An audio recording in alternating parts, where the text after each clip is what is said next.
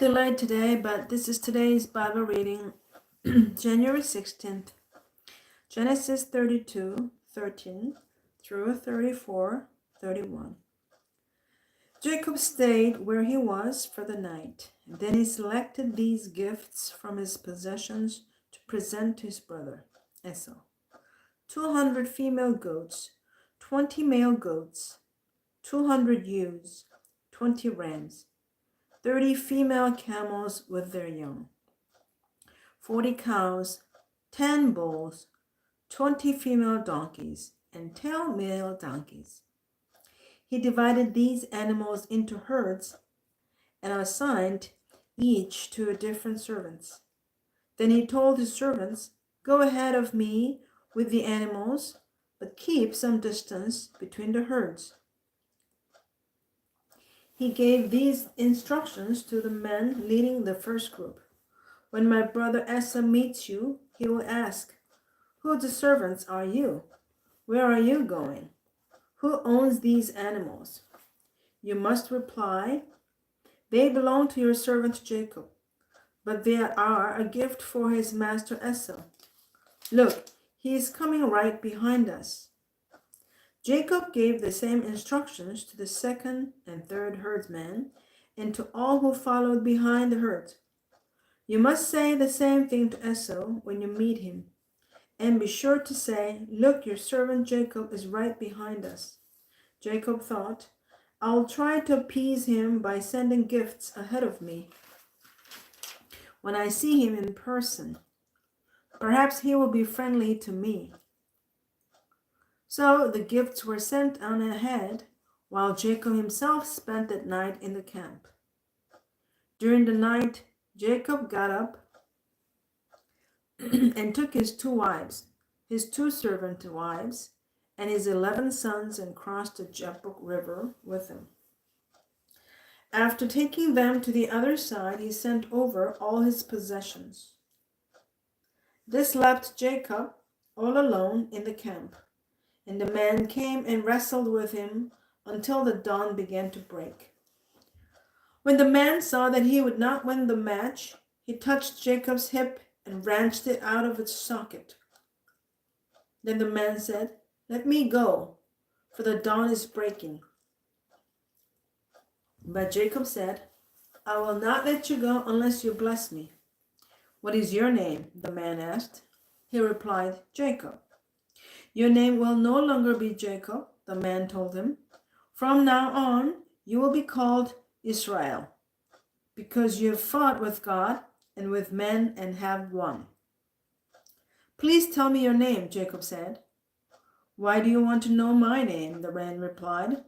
Then he blessed Jacob there. Jacob named the place Peniel, which means face of God, for he said, "I have seen God face to face, yet my life has been spared." The sun was rising as Jacob left Peniel, and he was limping because of the injury to his hip. Even today, the people of Israel don't eat the tendon near the hip socket because of what happened that night when the man strained the tendon of Jacob's hip. Then Jacob looked up and saw Esau coming with his 400 men. So he divided the children among Leah, Rachel, and his 2 servant wives.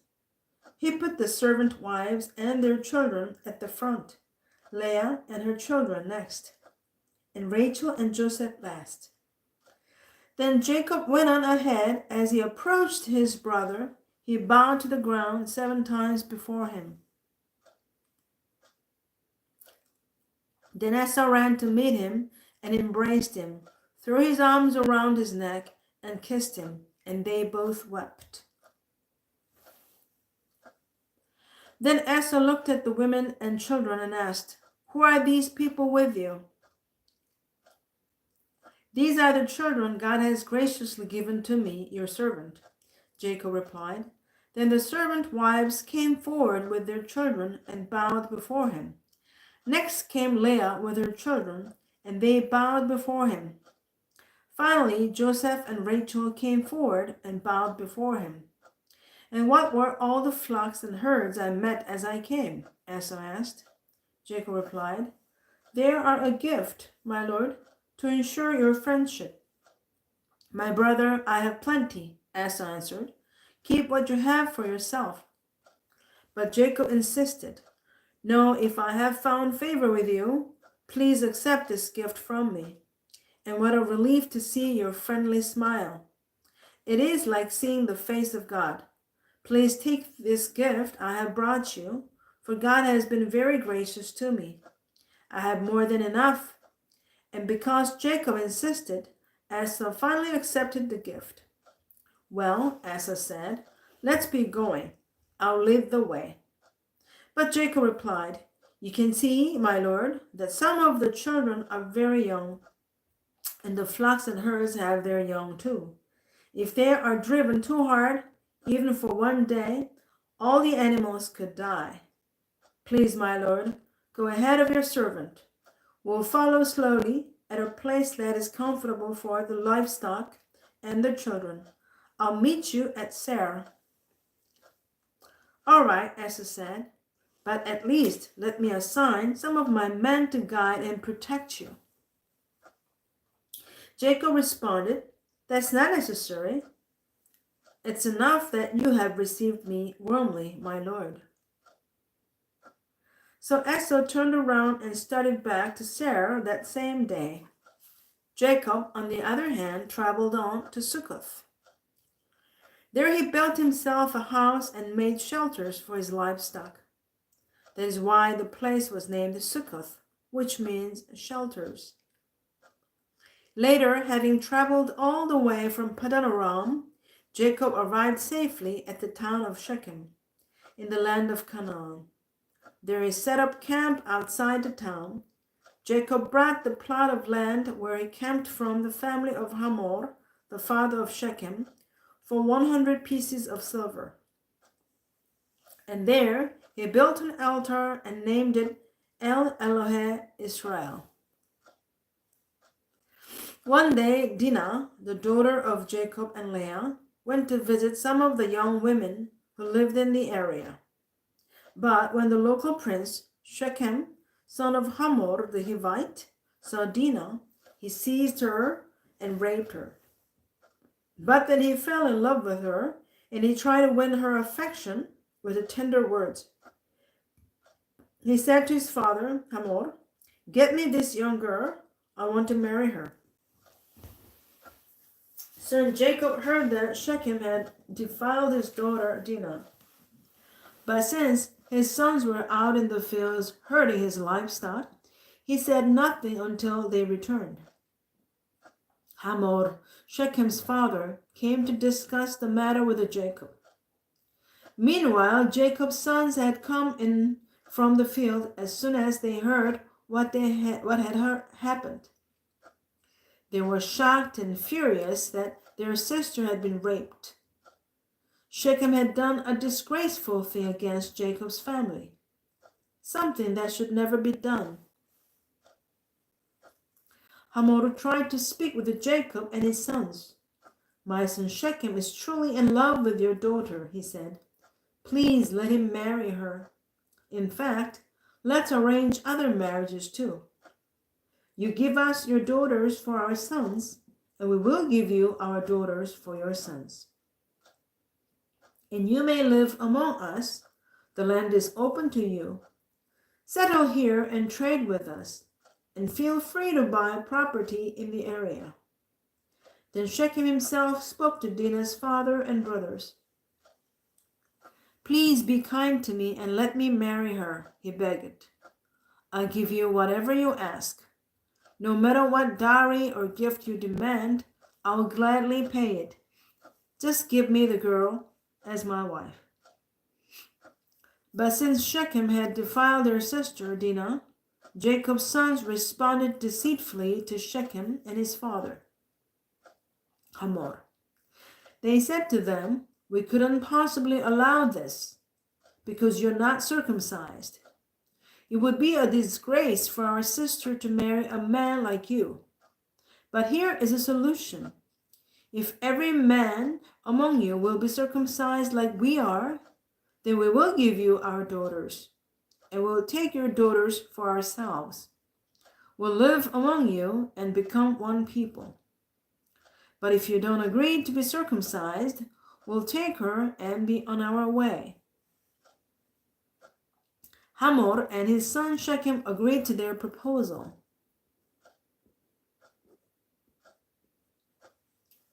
Shechem wasted no time in acting on this request, for he wanted Jacob's daughter desperately.